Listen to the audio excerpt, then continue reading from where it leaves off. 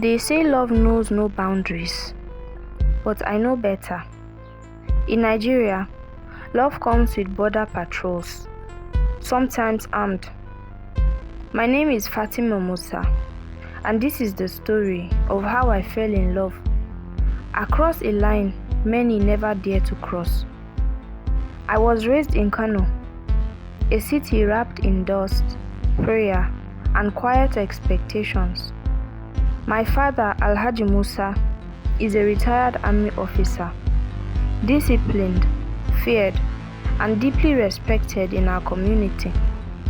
My mother wore silence like a second skin, and my older brother Ahmed, well, if morality had a uniform, he'd be its field marshal.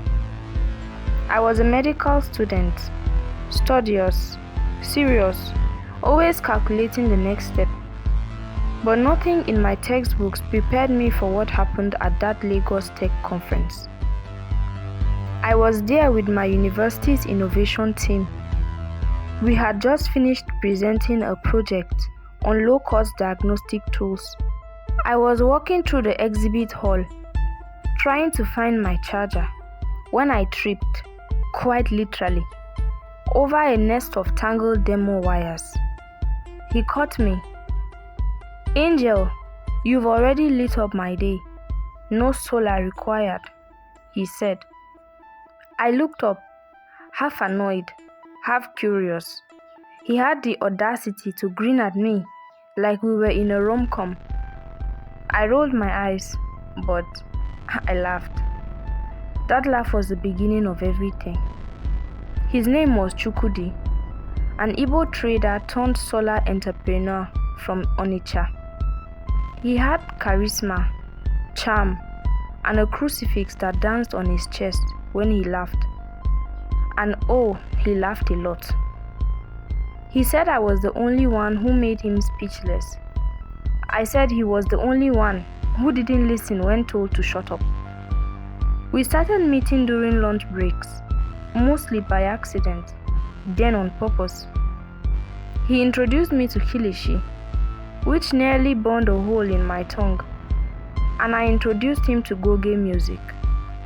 We debated over Fela's activism versus tradition, whether God preferred Suya or Nkobi, and how many tribes you could cross before your family called a prayer meeting. We joked like we were in a bubble, but Lagos isn't as tolerant as it pretends to be. One evening, my roommate Aisha pulled me aside.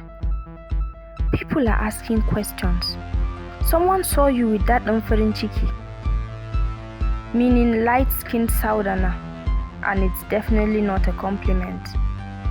I tried to shrug it off, but I started feeling eyes on me. Ahmed started checking my call logs, and Chukwudi said, "We'll be careful." I wanted to believe him, but we couldn't hide forever. Back in Enugu, Chukwudi's mother, Mama Ngozi, staged a 3-day prayer crusade in their church. She told everyone, "A witch has tied my son's destiny to a hijab." His uncle, yes, a deacon, actually hired a private investigator. They got pictures of us together in Abuja at a safe house. And then came the moment I will never forget. Eid dinner. My 10-year-old niece Zainab, God bless her innocent mouth, blurted, "Auntie Fati's phone has a man who calls her my jollof rice." The room went silent. My father's teacup shattered on the floor. "You will marry Sani from Sokoto," my father yelled, "or be nothing." I wasn't surprised, but I was still hurt. That night, I packed a small bag. Chukwudi and I planned to run away to Ghana. New names, a new start in a quiet town. He bribed a border officer with a bottle of ogogoro. We boarded the bus, our hearts pounding. And then, at the checkpoint, there weren't soldiers.